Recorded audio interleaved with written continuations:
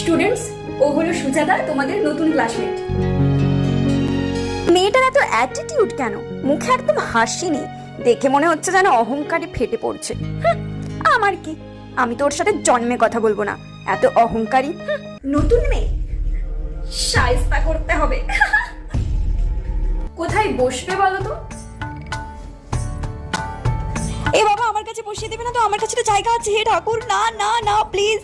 আমার কাছে বসিয়ে দিক, ওর গুষ্টির ষষ্ঠী পুজো করে দেবো। ওই তো অঙ্কিতার কাছে জায়গা আছে। আমার কাছে? অঙ্কিতা একটু সরে বসো তো। ওকে, যাও। আমি কথা বললে যদি কথা না বলে আমার ইনসাল্ট হয়ে যাবে। আমি কথাই বলবো না। আমি এলাম আরে মুখ ঘুরিয়ে নিল। কঠিন অহংকারী মেয়ে তো, বসবোই না আর এখানে। ম্যাম,